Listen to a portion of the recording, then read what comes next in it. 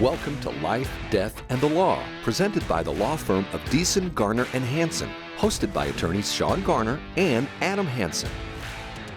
Good morning. This is Life, Death, and the Law. I'm attorney Adam Hansen. I've got attorney Tom Sparks with me. We've got Cody Beeson. Shawn is out of the office today. He's been working on getting his eyes fixed, if you haven't heard, on the street. He's been going through this eye surgery thing, midlife crisis of his. He's trying to obtain perfect vision when it's not possible, scientifically or physically. But he continues to pursue that end, even though he's pushing, I think 45. I think he's about 45. All right. We wish him well. Yeah, we wish him well. But he's been trying his best to defy Father Time. Defy Father Time. And so he's not with us today because, again, he's got to get his eyes adjusted a little bit. But he'll be back. He'll be back next week, I'm sure. He always comes back. But we do miss him. We miss Shawn and his opinion. Last week was a doozy, wasn't it, gentlemen? Obviously, the failed attempt to assassinate the former President Trump. That was all over the news. And then we went right into the Republican National Convention. Yeah. Cody, I know you've been keeping tabs on that convention. I've watched things here and there. You know, I watched a little bit of Laura Trump's speech. I watched, I don't know, just things here and there. I was really surprised. It came up on we have these little Alexas around our house, the little Alexa shows. And so it's got a little screen. And it was coming up on that through like NBC. So I was really surprised that what I would consider left-wing media news outlets, big news outlets, are broadcasting it, and they actually have a host presence there. It was, what's his face? Oh, man, what's the name of that guy? I can't remember. If I saw it, and, you know, it's like, oh, yeah, that's his name. But, yeah, they're prevalent anchors, and they're at the RNC convention, so I was really surprised by that. Anyway, long story short, I pushed the button when I walked by because I was interested, and it was a live feed to it, and I watched a couple people speak. But it looks like what they're trying to do, and maybe you disagree with me, maybe not, Cody, but it looks like what the Republican Party is trying to do is say, hey, we're the party for everybody. We do not discriminate. We don't care, you know, about what color you are, what ethnicity you are, your sexual orientation. We don't care about that. What we care about are these particular principles of freedom that we consider to be principles of freedom. That's what I feel like they're trying to push during this convention. That's a good message. It is a good message. You know? I think it's that's who it was, Marco Rubio. That's who I saw, and he gave a pretty good, compelling speech. I enjoyed it. He talked about the definition of an American and how we are all Americans, and really how we need to embrace that. So this kind of coming together moment. So that was obviously last week, and in the wake of the attempted assassination of President Trump. So what did you think about that, Cody? I mean, when we were watching it on TV live, my family and my kids and stuff, it was, you know, we're trying to figure out where did that shot come from. We spent probably an hour and a half just replaying it, and watching the crowd in behind. You know, the kids and myself were just fascinated by that event, and that it wasn't successful. It was just incredible to watch, you know, in our lifetime. We grew up, we in this room grew up hearing about the JFK assassination, and we saw it, but it was, you know, years later by the time we saw it in school. Some of us. Did you ever see it, Cody? Oh, yeah. Yeah, we had to watch it in civics class. Mm-hmm. I mean, you watched one version of it. Sure. You know? Yeah. You didn't see the place from the grassy hill. Didn't see that point of view. No. The data after this one has been remarkable. I mean, obviously so many cameras are out there, but just the technology that's been able to recreate what's happened in such a short amount of time. Yeah, it's really awesome, actually.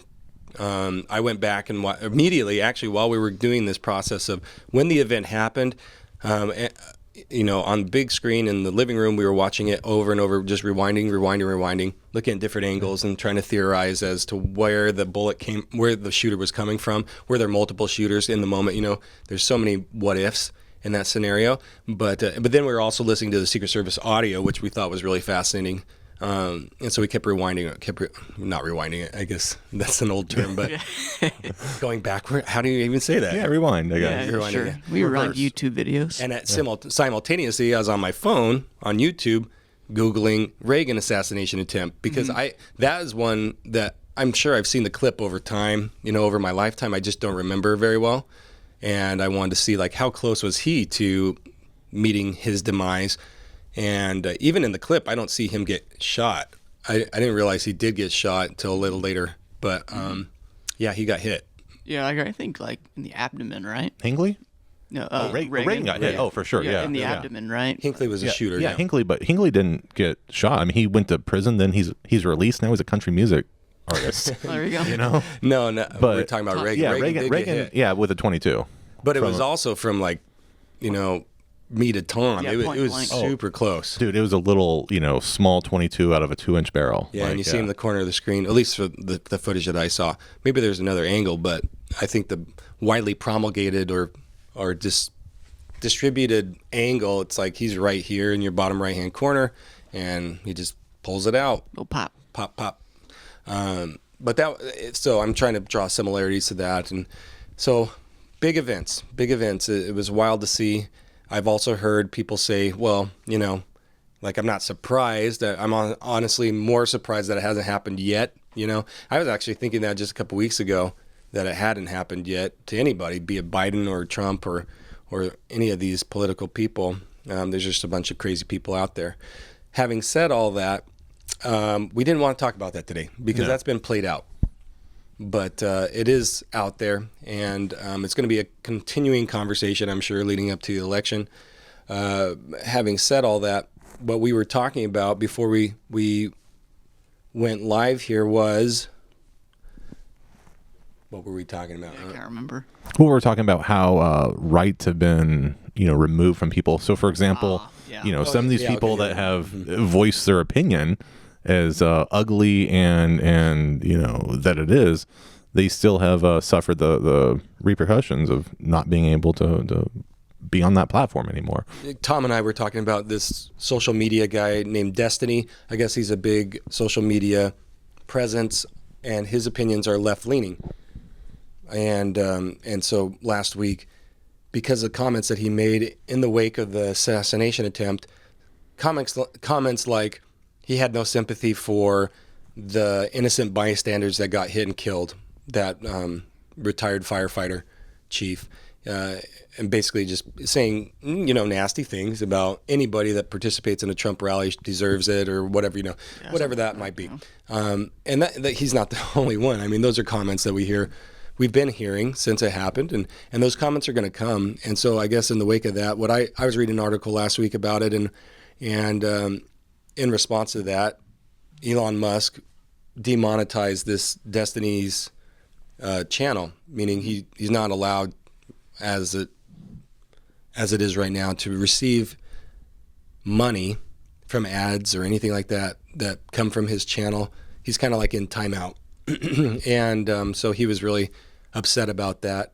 Some people are upset about it. Some people are saying, no, I think that's what needs to be done. First and foremost, the question becomes, what about free speech? Free speech is a government protection. So it's a protection against the government actor.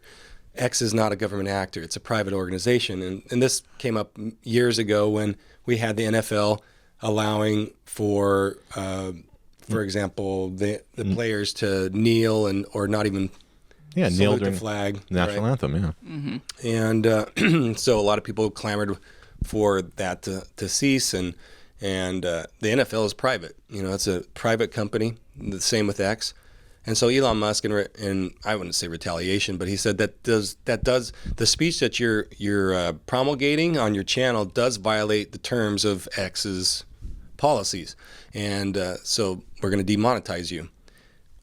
My first reaction is, well, I thought that was kind of the argument prior to all this, when it was happening to, let's say, a right-leaning individual on X, or what was then Twitter. They're either being shut down or deplatformed or something like that, and everybody was clamoring, hey, you can't do that, that's wrong morally or whatever. What about free speech kind of thing? Is the Taliban still on Twitter? I don't know. I don't follow the Taliban. They're not one of my followed people. But at the end of the day, there's all kinds of radicals on there, putting all kinds of crazy views out there. Granted, this one has attention right now, but are they any different? So do you think it's targeting? I mean, how many people are tweeting from the river to the sea? Are those people being shut down? Sure. Which is calling for the annihilation of a particular group of people, right? Yeah. Right. It's always kind of cloaked in an innocent phrase, but that's ultimately like social justice. Yeah, it's ultimately what it means is I think people who say it maybe don't even know what it means completely, except if they're educated, which if they were, they probably wouldn't be saying that. So the question is, should we tolerate it? Should we allow as a society people to say whatever they want? It's a tough balance because, like you're saying, with private industry, private industry is what makes America great. Like capitalism in the private sector, pushing the bounds of what's the standard of living goes up in the private sector versus public. And look at SpaceX versus NASA. There's tons of examples of where it's better in the private sector.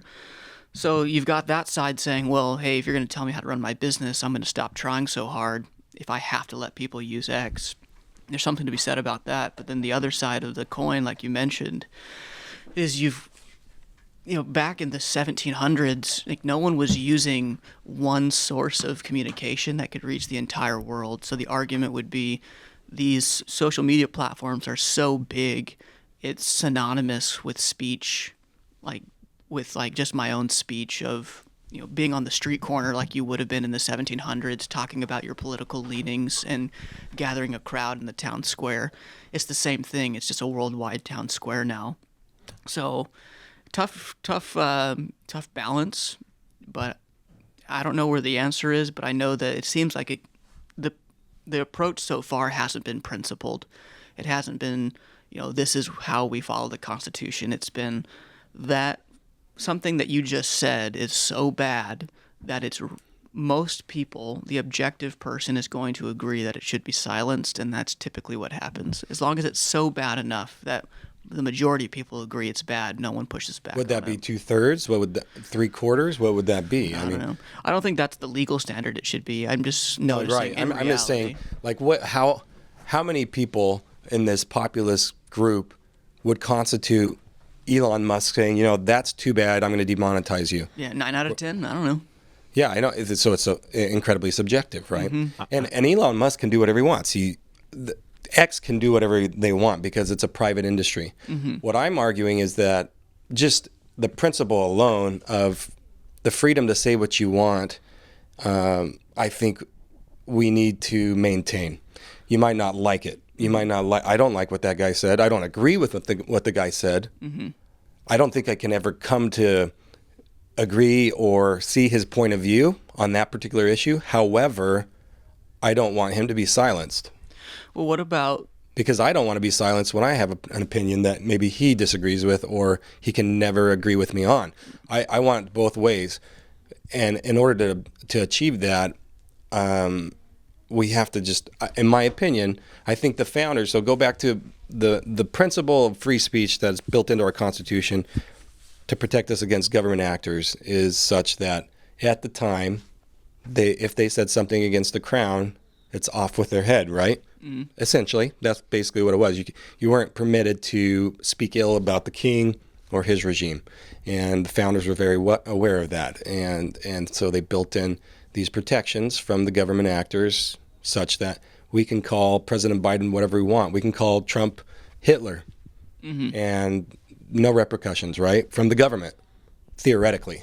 That was the idea, that the government can't bring retribution against you or silence you or do anything that the Supreme Court says to chill your speech, to chill that. Meaning, I don't have to think twice about saying bad things about a government entity or something like that, because the idea is that if you target me with the IRS or you seek retribution with me or against me with some sort of government agency because of what I've said about the government, then that would chill my speech, right? And so that is happening. I mean, they're using go-arounds if they don't like a person or their views we've seen in the past that they target you with an agency and make your life really, really hard.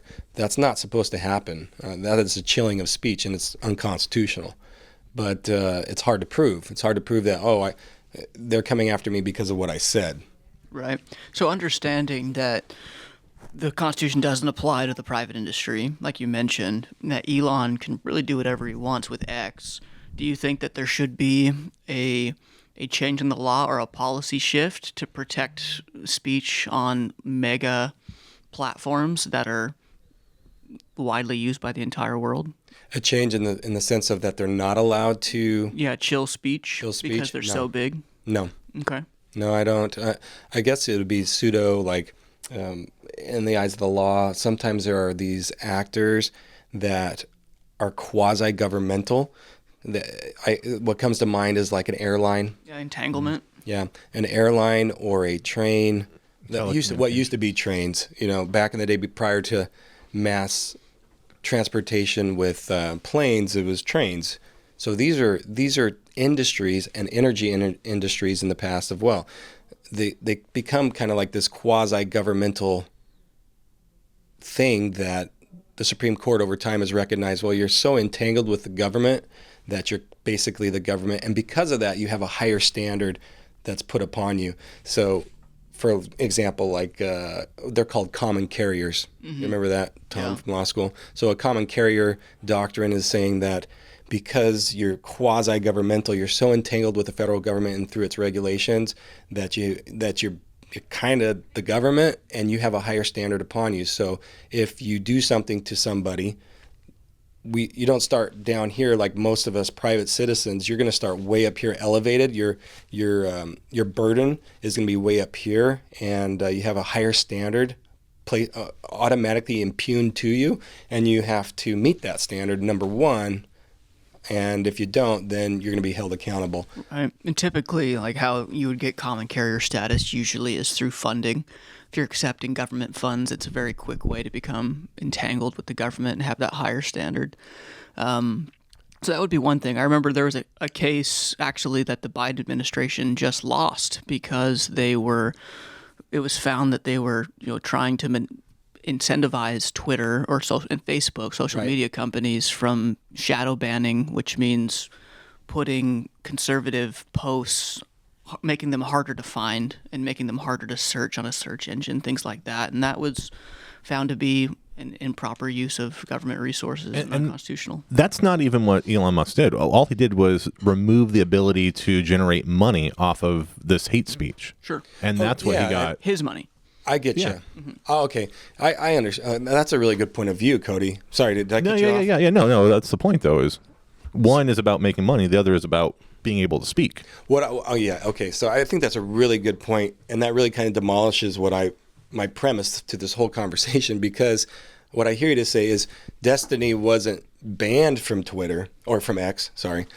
He can still post all he wants. He just can't make money off of his posts. Yeah, is that what I hear you to say? Yeah, exactly. So you're not going to be able to generate revenue because you said something so disgusting that people are picking up and sharing it or talking about it. Right. That is true on X. Destiny has been banned on other platforms though as a result. Like Kick is a new app where people use, much like X, and he was banned on those things, banned on Twitch, other type of streaming services. Mm-hmm. So I think your point still stands. There are apps that are banning people, those people, but I think Elon definitely does take a more principled approach by demonetizing. Well, I like the fact that he's still on the platform. I think that's what I'm advocating for. Maybe I didn't bifurcate the two, and I think, Cody, you really just kind of solidified my view of this. I think maybe Elon got it right in the sense of you allow the guy on, don't curb his speech, don't ban him. That's what Twitter was doing. It was banning people indiscriminately. But I'm not going to help you make money off hate speech. Right. I don't want you to make money off of saying that I'm so glad that person died. He deserved it because he was at a Trump rally. Oh, and because of that, I'm going to donate $45 million a month until the election. Right. Yeah. Did you see that? Yeah, that's what Elon's doing. I saw that. So, I think to take kind of that idea and run with it, there's obviously been a huge increase in support for the Trump campaign. And kind of what you were talking about with the Republican National Convention. I've noticed a little bit of a tone change, I would say, on the Republican side, where like before they were the angry, left behind, forgotten American, and now we're the party of unity. And I think that was a timely change. You mentioned Marco Rubio. Charlie Kirk also spoke at the RNC, and he kind of directed his comments to the younger generation, like watching it on TikTok, for example, and that basically saying that, the America you see today is only an America it's here by choice. It's by the choices the government has made that's brought us to this point. It doesn't have to be this way. And if you choose differently, it will change. And we're telling you, if you choose this party, it will change for the better. So I thought that was an interesting message. That's awesome. That's a great argument. We got to go to break. We'll be back after this. This is Life, Death, and the Law. Coming up, more thought-provoking conversations on life, death, and the law right after this.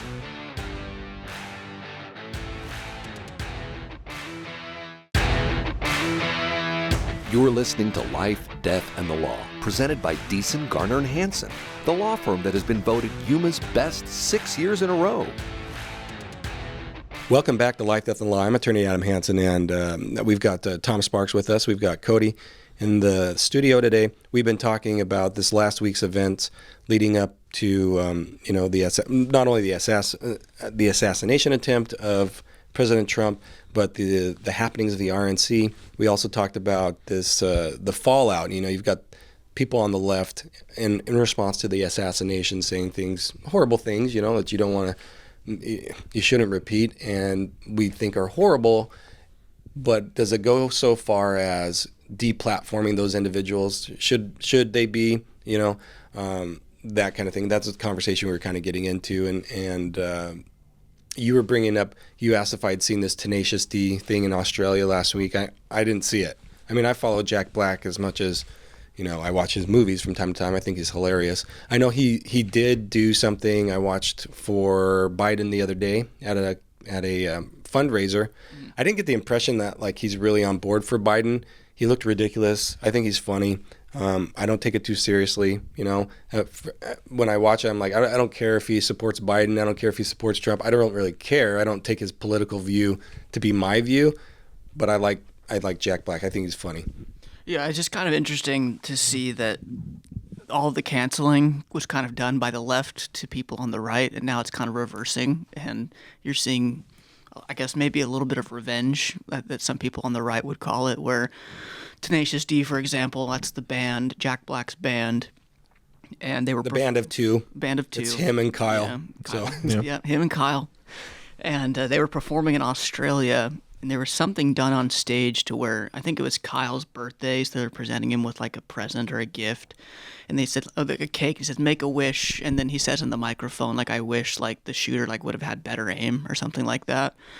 And the crowd, you can kind of tell, like, kind of laughs a little bit, like, nervously, because I think it caught everyone by surprise. And even since then, Jack Black has parted ways with Kyle Gass. They've canceled their tour as a result. Oh, no, His agent dropped him. Yeah, his agent dropped him. And even people in Australia were calling for their deportation oh, wow. out of the country, like, as a result of the comment. And he's since apologized and said, lack of judgment, stupid thing to say. Try to be funny. Yeah, tried to, blow it off a little bit. But it's just something, another instance where you're seeing somebody really, have heavy repercussions for their speech. I mean, he's not going to go to jail, at least in the United States, for saying that. But like, they're obviously like, people don't have to like you.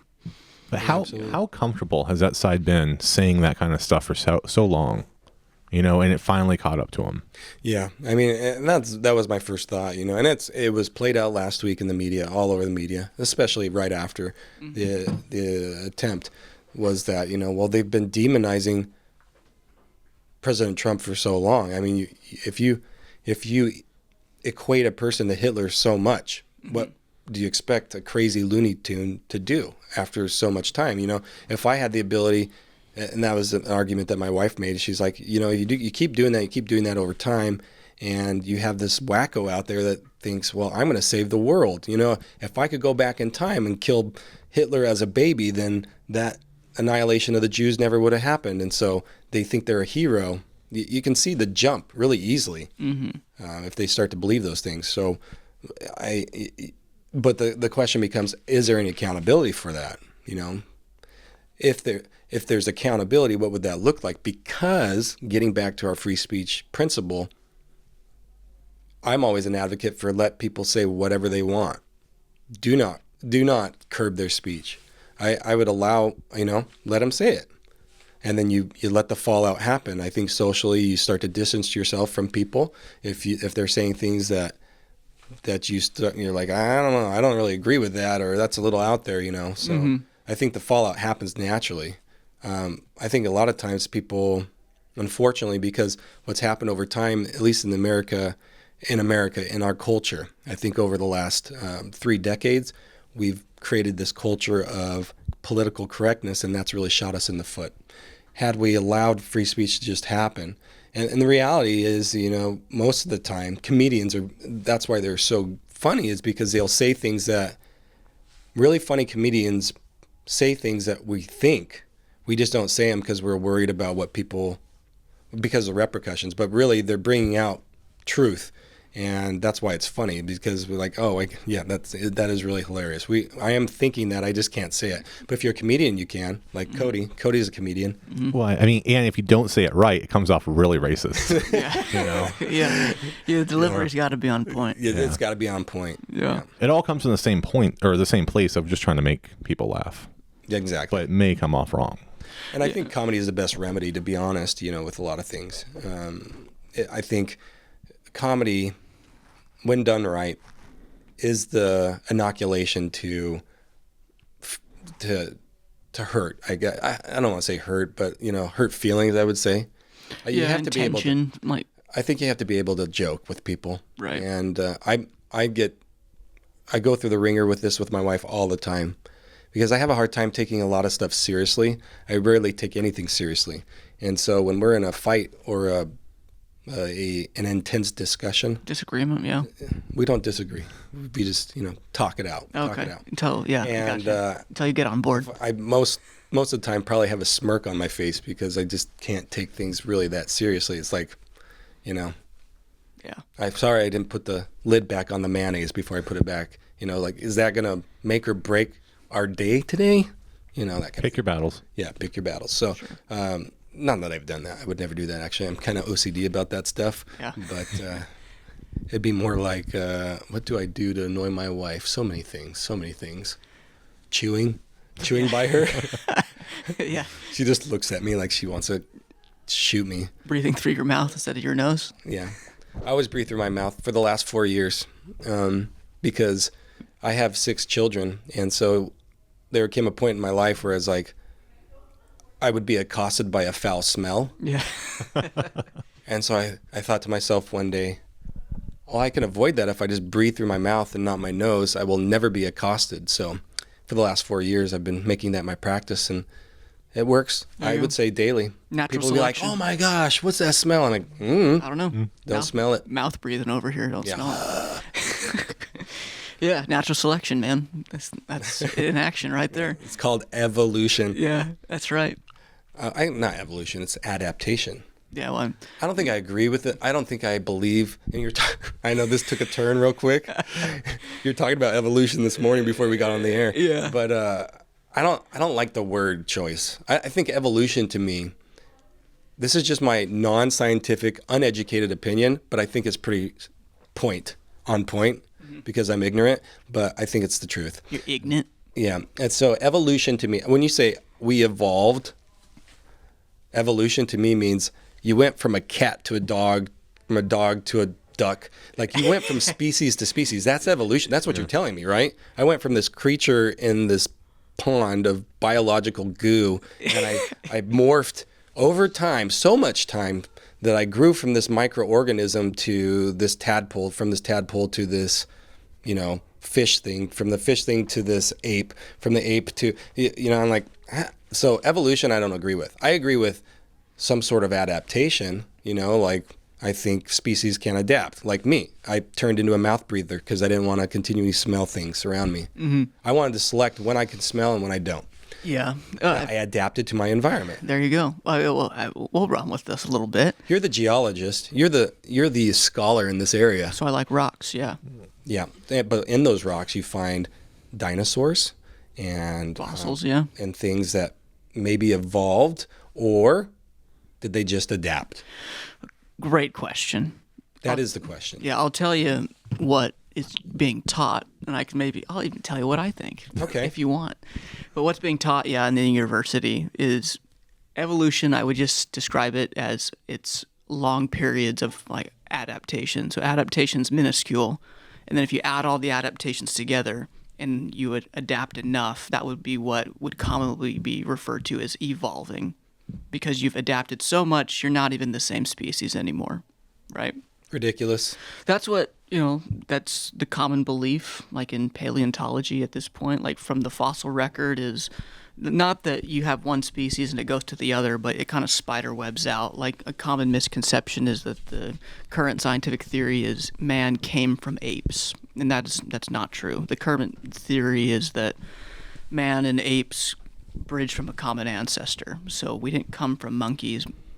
Our species of Homo sapien or human came from a common ancestor. We share the same parent.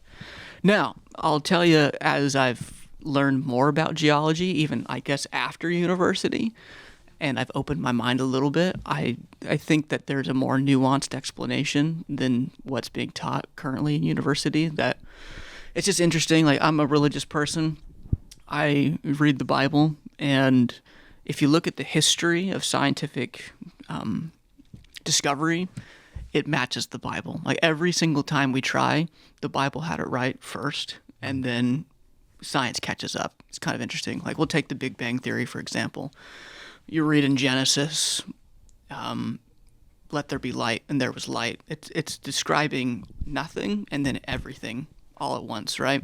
Before the Big Bang Theory happened, it was the steady state universe theory, where the universe always existed, it never not existed, and it's just been cruising along, and there was no origin. And I forget the guy's name, but the guy who came up with the theory was a Catholic priest, and the inspiration to his theory was reading Genesis. Like, it should be something like that, because I believe that's true, and that's science 100 years later catches up. And same thing in geology, where there's a long time we thought that if we're going to believe the theory of evolution, right? That life came from non-life. So you had this primordial ooze, that something that had to spawn a protein, and what mineral would have been present to be able to do that. It was previously thought amethyst would have been the mineral, because amethyst's geologic structure is a single helix, which is reminiscent of RNA and then eventually DNA. Mm-hmm. And it turned out to be wrong. And they couldn't figure out what mineral could have been the culprit. I'll give you a guess. What do you think it was? H2O. It wasn't H2O. It's not a mineral, but Gold? I don't know. It's a molecule, yeah. Let's see. What's a really good one? I don't know. Okay, I'll just tell you. Thank you. It was clay. Oh, Clay. Clay. isn't that fun? Yeah, isn't There that a little fun, right? reference in that. Dirt. Dirt. Yeah, from the dirt. The dust thou art, dust thou will Yes. return. So they study What? clay, and we Blew my mind. And you run it, and guess what clay has? A perfect double helix crystal structure, just like DNA. That's awesome. Right? So it's like, come on, how many times are we going to just do this song and dance and just keep saying, well, that's crazy, that's crazy. It's like the source of all the theories. It just takes science a bunch of time to catch up. So you want my take? Genesis says that the Lord created animals and they were all commanded to multiply in their sphere. I think that there's some adaptation that happens inside the sphere, but going from sphere to sphere, I don't see any evidence in the fossil record that happens. Boom. We got a geological evidence, our testimony right here, That's right. as well as a religious Roasted. stamp. Okay, I love it. I absolutely love it. Now back to our regular programming. Yeah, well, thank you for taking us down that journey. We got to go to break. We'll be right back after this. This is Life, Death, and the Law. Coming up, more thought-provoking conversations on life, death, and the law right after this.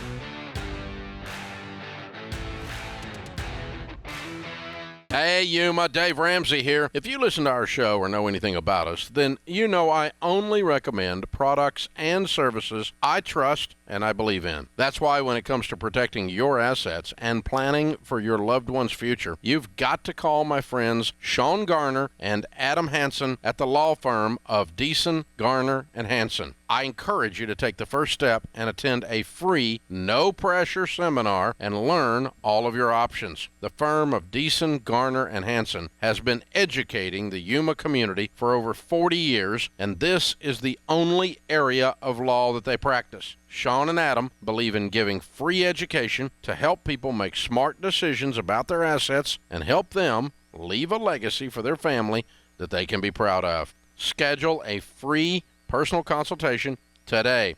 Call 783-4575 or visit yumaestateplanning.com. You're listening to Life, Death, and the Law, presented by Beeson, Garner, and Hansen, the law firm that has been voted Yuma's best 6 years in a row.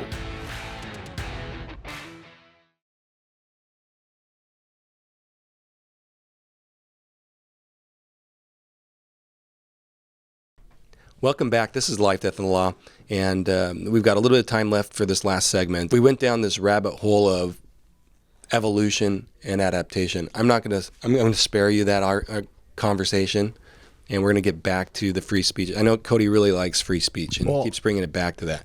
Like, who cares, Cody? Who cares about free speech? I want to learn about fish. Yeah, right. I mean, I thought that's what we're doing. Geology and the free speech? Constitution. Do you have more free speech than I do because you're a comedian? No, you have the same amount, but if the joke works, then we're both in the same area. Do you have more free speech because you're white? Your white privilege and your free speech? As opposed to your skin color. I don't think it works that way. Oh. I hope not. You don't get to aggregate no. White privilege plus free speech equals... No, I mean, if anything, you should be more... Super speech? I mean, I don't want to say we have less free speech, but there's certain words that you can't use. That is true. Yeah. It's the opposite. Mm-hmm. So my skin color reduces my ability, my free speech. Well, it doesn't. You're allowed to use those You're allowed words. to say it, yeah. And we're allowed to not do business with you if we want. Okay. You're allowed to get canceled by everybody who doesn't like you. Okay, so that goes back to what we first began with, is it right to cancel somebody? It's free speech versus socially acceptable speech. While we're talking about canceling and all this, you saw where Elon Musk also mentioned he's moving SpaceX and Twitter to Texas. Austin. Yeah, he's going to Austin. I thought that was interesting. I'm like, isn't that a hippie capital of the world now? You know what, though? But the state will benefit. Yeah, the state will benefit. That area will benefit. I guess Austin is known for being very techie, right? Yeah. Mm-hmm. Yeah, don't mess with Texas. Well, Texas is different than Austin. Is it? That's what I hear. Oh, yeah, Travis County's weird. It's a weird... I've heard Austin, it's a little hippie-ish, little purple city. It's the university town, so I don't know. I've never been there. This is the word on the street, but maybe I should go experience Austin. I want to go take a class from old McConaughey himself. All right. Who he is talking about running as well. He is. Locally there, or... As a Democratic nominee. Wow. I didn't read past the headline. I don't know. I didn't care. I'm just theorizing. I've heard nothing, to be clear. Typical millennial. Yeah, I'll read actual news stories, but that kind of stuff, that's distractions, I was thinking to myself, going back to the assassination attempt, they really missed their opportunity. At first, I was frustrated. I wasn't frustrated. I was like, I can see what they're doing. They're super. It's actually kind of comical, where they wouldn't call it a shooter. They wouldn't call it an assassination attempt. It was just loud noises heard at Trump event. Trump falls after popping noises. Trump gracefully walks off stage. It's huh? I'm like, that's comical. And it's funny to me because it's if you would just do the most accurate headline or attention grabber, you would get more clicks and more views. I don't know why they didn't just do that. Why just use the word assassination, use that kind of stuff, and people would have clicked on that or been more prone to actually read your article. But you chose to do some dumbed down version. You really missed out, you moron. Yeah, I think it's just their priorities. That just shows you their priority is staying on the team than it is getting views. Yeah, to diminish the reality. Water it down. Right. Yeah, water it down. because they didn't like it. They didn't like, Yeah, they're willing to put forward what their preference is to news versus actually making money, which I think says a lot. Yeah, that's really stupid, to be honest. I mean, it was funny because when I was thinking about this, I thought it was in real time. It was in real time when this event was happening. I was thinking to myself, because I'm looking through I'm Googling it at the same time that we're watching it over and over again, and looking for news, and it was constant narrative of, we don't know what's going on. It could have been firecrackers. It could have been this, unconfirmed that he was even hit, nobody knows kind of thing. And we're talking like 45 minutes after the event. And by that time, after you watch it over and over again, it's like, he was hit. He got shot. Yeah. And there were multiple gunshots. Like, those are gunshots. So it wasn't like it was unknown maybe for like 3-5 minutes. Mm-hmm. But by the time you're looking at news cycles, 45 minutes to an hour and a half after, it's like there was no question about that. And I thought to myself, I would more err on the side of outlandishness. I put myself in one of these news people's shoes, and I thought to myself, if I'm going to put out an article like that immediately, I'm going to be as outlandish as I can. And I'll walk it back if I need to. I'm going to go all the way. This was an assassination attempt. Multiple people died. I'm just going to make some stuff up if I even need to get those clicks or to get people on my article. And then I can print a retraction, or I can go back and clean that up. But to me, as a news person in that business, I would have been more apt to err on the side of wrongness than caution. Mm-hmm. And the cool thing about, not the cool thing, but a benefit of being in that sphere of news is that you have like complete immunity.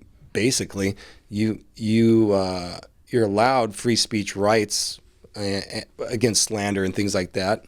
So in certain circumstances, use that get out of jail free card and just go all the way. Mm-hmm. They do it any other time, anyways. That's the thing. It's like you choose. There's just a dumb use of discretion, I would say. Yeah, I think monetarily dumb. Yeah, that's what I'm saying. But again, if you're pushing the narrative of a particular side, that's not what it's about. Mm-hmm. It's really about it's not news. Not giving the other team any sympathy, any wins, Yeah, and to your point, like, how many different news sources did you see doing that? It's tons of news sources. Yeah. It's just kind of It was crazy. the majority. Right. Kind of crazy how far-reaching that side of the aisle is. Even conservative sources. Mm-hmm. I think it was Fox News as well. I saw articles on there. They just wouldn't call it what it was. Yeah, it's interesting. It's very interesting. I thought to myself, why now? Why choose now? This is the time you get away with it. Do it, Let it rip and then fix it after the fact. I don't know. It's really sad, actually, that your prism is so skewed that you can't do that. If it was on the other foot, even, if it was a Biden assassination attempt, I would hope that they would call it for what it is right in the moment as well. I don't care who the person is. I would err on the side of being outlandish and then fixing it later. That's just me, though. I'm trying to think. I remember being on air when Gabby Giffords got shot in Tucson. And long story short, I remember those tweets coming out, and those were very much on the nose. Shooting actively happening, shooting happened. It wasn't doctored like this. It wasn't covered. Interesting. Yeah, it's very interesting. Yeah, I think that had a lot to do with the subject of who was shot there. Yeah. And what side of the political aisle that they're on. Well, so let's go back to the baseball game in Virginia. You remember that one? Mm-hmm. That was both sides, right? Oh, really? I thought it was just Republicans. Was it Republicans? I thought it was both. I could be wrong. I thought it was just Republicans in that particular game, but I might be wrong. Who was Jeff Flake was shot? I don't think so. It wasn't Jeff Flake, but it was a Republican politician who was shot. But what was the narrative then? Was it assassins and shooting, or is it? I don't really remember. Yeah. I don't know if it was dumbed down or not. I don't know. It's been a while. It'd be interesting to go back in time and see. I can't believe nobody has talked about, at least I haven't heard anybody mention, like, this is obviously divine intervention, right? Like, how could it be anything other than that? I make the jokes like that all the time. My wife was the first one to do that. She wasn't making a joke. She really believed that. She was really emotional when we were watching the whole event. she was like, we came this close from losing Trump as a nominee, like losing him. And she was really emotional about that. Like that would have changed the trajectory of this nation, this election. And I'm like, wow, you're a real deep thinker. I didn't take it that far. But I mean, like, whatever. You know, I'm like, doo-doo-doo. I'm more interested in like the logistics of the bullet and the angles and the Secret Service, how they acted. I'm like, oh, that's so cool. Look at them like form the shield. Yeah. And she's like about this divine intervention thing. And I'm Except like, for yeah, the that's DEI cool too. hires, they weren't forming no shield. Yeah, I'm and like, see, all that is Cool. divine intervention. Like how did God made that too perfect? The exact moment he moved his head just slightly, slightly enough. And in all fairness, God wakes Biden up every day too. So Does he? You know? Or is that like some paddles? Right. Clear. Yeah. so it's keeping And he everybody like rises going. out of the coffin. Joe, we got another day. Yeah. Another one. How many more? He's probably like a lot of individuals in his shoes. When they get to that age, you know, you ask them what they want for their birthday. A lot of times they'll say, "I don't want to be here next year at this time." You know, you joke, but that's true. I'm not joking. Yeah. I'm saying that's reality. I've heard it, not just from one person. I've heard it from many octogenarians. You know, they're like, I would prefer not to be here for With my you next people birthday. this next time. Huh? I prefer not to be with you people this time next That's year. right. So that's what I'm saying. Like he comes out of his coffin every morning with those paddles, clear, and he rises up, and Jill's there. Hey, honey, we got another one. He's like, ugh. You would be the biggest jerk if you made your grandparents like go to work every day like that in that capacity, even like if it was a greeter at Walmart. Is that like indentured servitude? Like, whoopsh, Yeah. get out there, old man. And, Really? Do I have to? and I mean, so is it his choice that he's choosing not to step away, or do you think that party is really keeping him just kept I don't together? think it's party. I mean, at this point, maybe it's a show that they're like dissenting. Personally, I think it's Jill. Yeah. I think it's Jill. I think they're holding on to power. I don't know. You know, what do I know? But I think it's just holding on as long as they can. For what motivation? I don't know, because you're already kind of like set.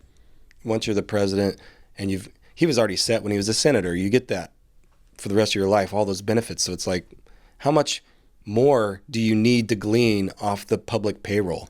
You're already a multimillionaire, having done nothing your whole life other than been in public service. Well, Thanks for your service, Joe. Here's hundreds of millions of dollars of my money. Like, okay, but you need more? You're Like, also making a percentage on everything your kid does because they got to kick it up to the big guy. yeah, that's true. That's Burisma. Right. one thought that is like a constant narrative in my mind is that why? You ask the question, why? I honestly think it's just to protect legally a lot of the fallout that is going to happen once he's out of office, as far as things that he's getting now caught for. I think that's why. I think they're holding on so long, kind of like that immunity argument that the Trump administration was making. You know, well, he's a president, or he's this, that, or the other, so he's immune from this, that, or the other. I think that's really what it's about, is maintaining as long as possible this insulation of force field against legal action against them for wrongs that they've committed or criminal acts that they've done in the past and now are coming to light. I think that's really what it's about, is protecting themselves. As long as you can maintain that power structure, hold on the power structure, then you can't be prosecuted. That's personally what I believe, but I don't know if that's true. You know, I have no evidence of that. Otherwise, what else could it be? I'll let you think about that till next week. We'll be back next week. This is Life, Death, and the Law. If you have questions or want to know more about something that was discussed today, please call the law firm of Beeson, Garner, and Hansen at 928-783-4575 or visit yumaestateplanning.com.